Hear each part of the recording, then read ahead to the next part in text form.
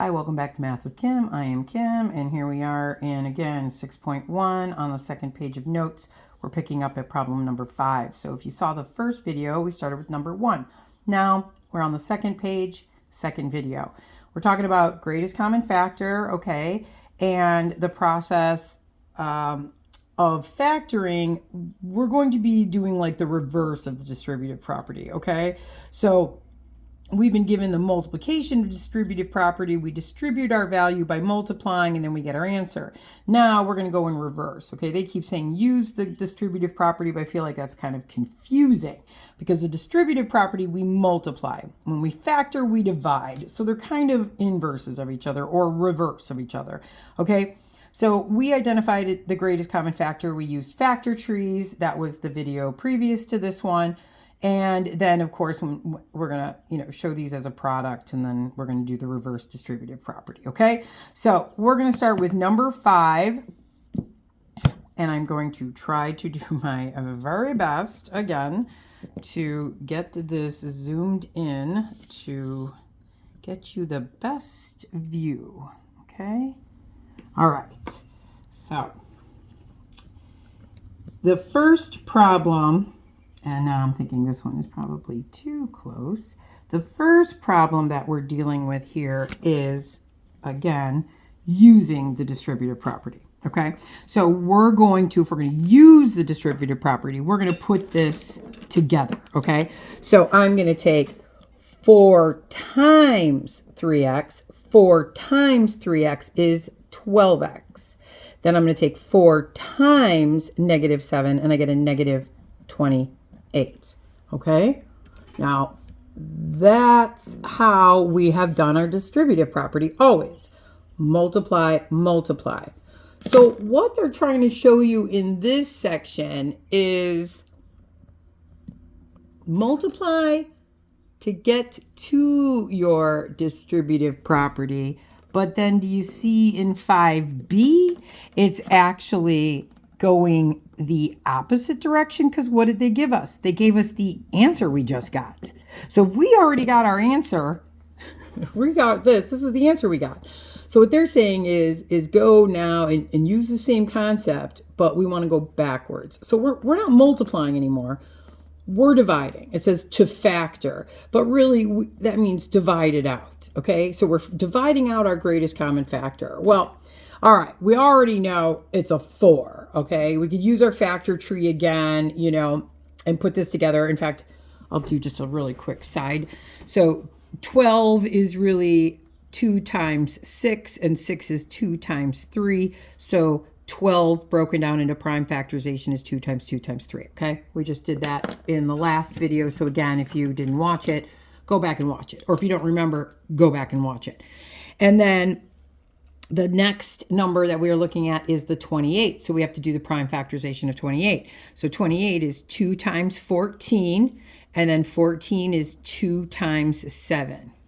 Okay, so you can see those are our two, 12 and our 28. Okay, those are our two terms that we were finding the greatest common factor for. So if we're finding the greatest common factor, we find what they have in common.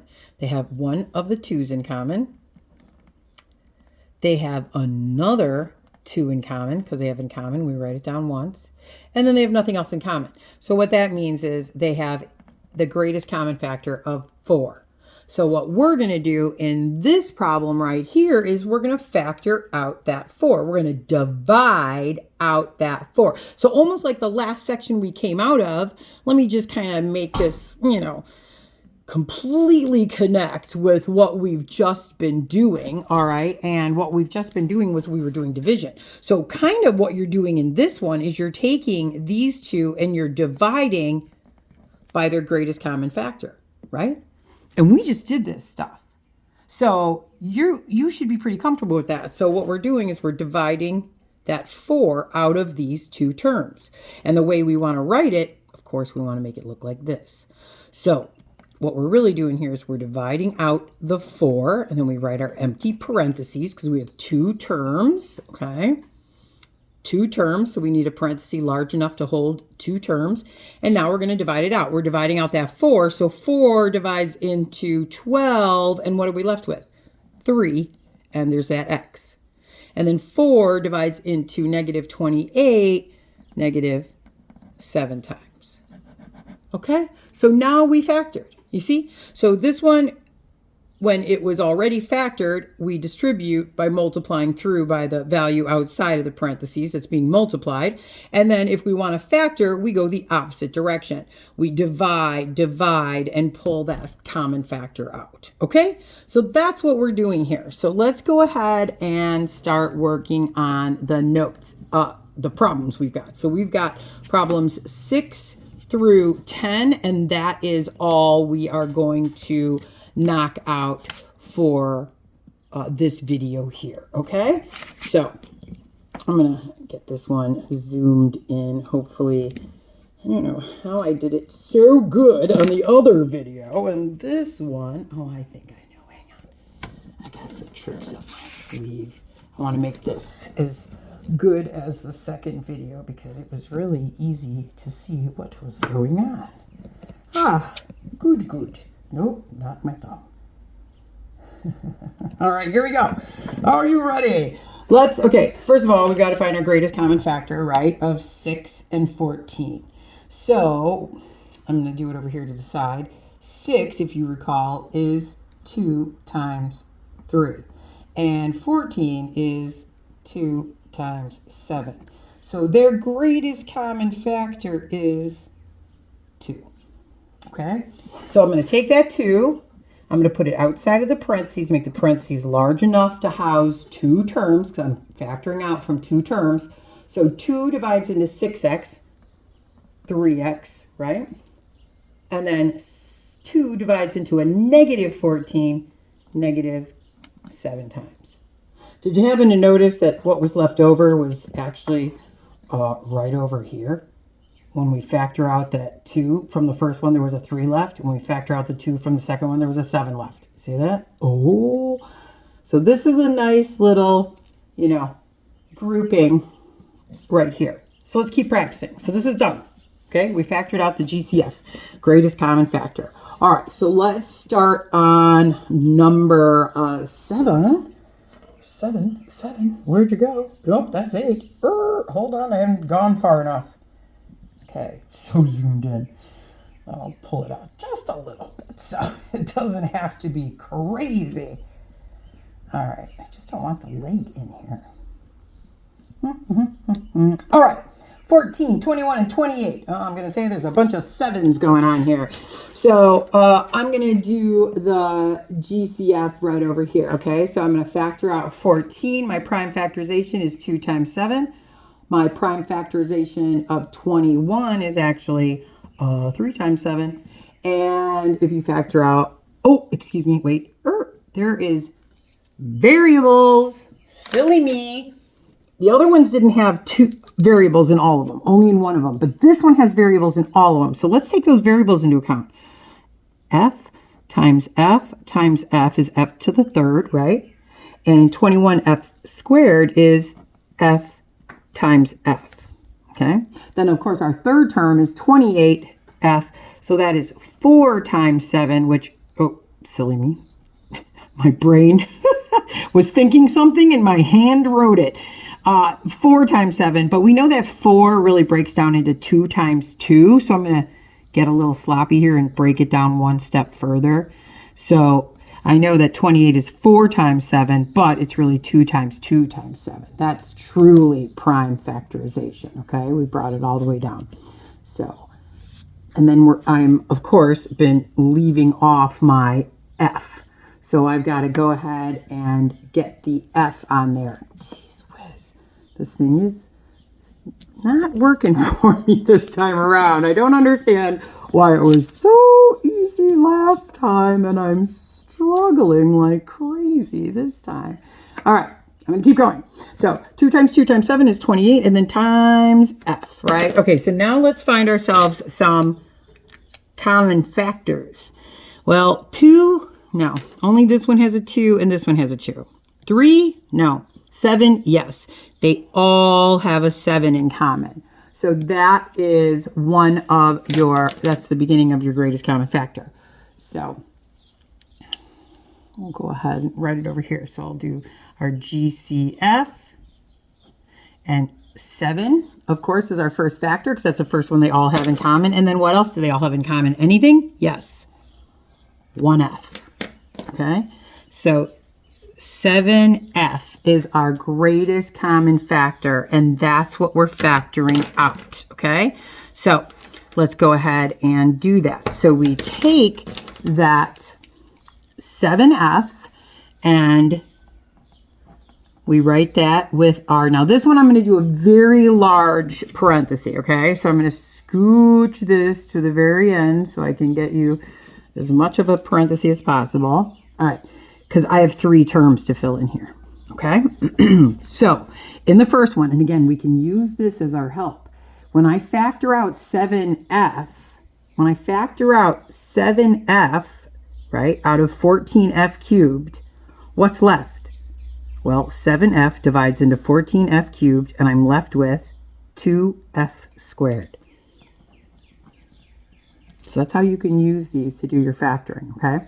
Now, this is a positive 21F squared, and if I factor out the 7F, I'm left with 3F, and it's positive. And in the third term, the 28F, I factored out my 7 and my F, and I'm left with 2 times 2, which is 4, and it's positive. Okay, so there's my greatest common factor. Now, to confirm you did it correctly, you can redistribute your answer, okay? I could go back and say 7F times 2F squared, does that equal 14F cubed? Yes. 7F times 3F, does that equal 21F squared? Yes. 7F times 4, does that equal 28F? Yes. So that's how you can check it. Okay, you check it by redistributing, by using the distributive property again. Okay, all right. Next one, number 8. Here we go. So number 8 is, I'm going to pull back a little bit, see if I can't give this one a little more room. Okay, so with this one, we've got 2 terms. That's it. Okay. So to find our greatest common factor, and again, I'm going to break these down into their prime factors. Okay.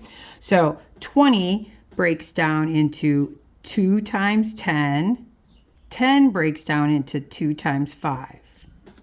Okay. So that's 2 times 2 times 5. And then don't forget our variables. M cubed, 1, 2, 3, n to the 4th, 1, 2, 3, 4.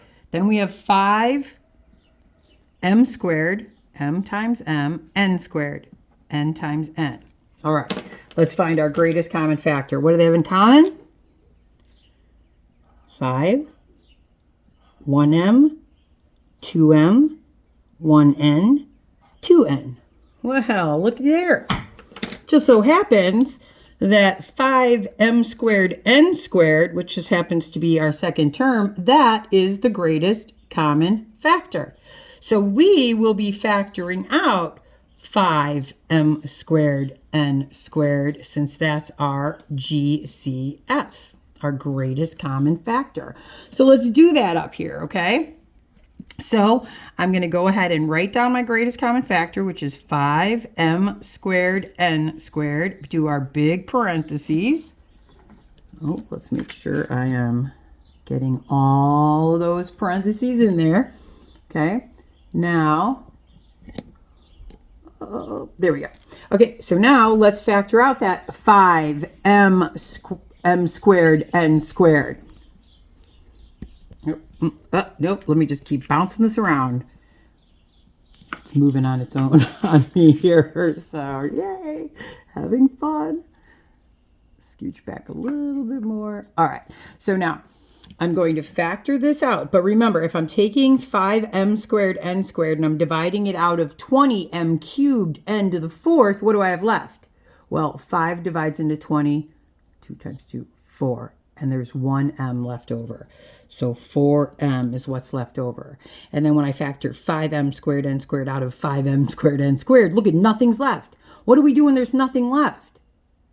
There's a 1, okay? So put that plus 1 in there. This is so important. This one will really get people messed up. So be very careful. If one of your terms is your greatest common factor, when you factor it out of itself, you better leave a 1 there in its place, okay?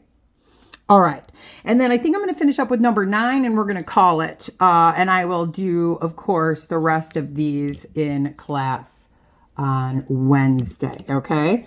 So here we go with a cubed and 2bc. Well, we know that a cubed, if we do this prime factor, is a times a times a. And then we know with 2bc, it's just 2 times b times c, right? So what do they have in common? A? No, there's no a's. 2? No. B? No. C? No. Okay, what happens when they have nothing in common? What happens? This is called prime. It means we can't factor it.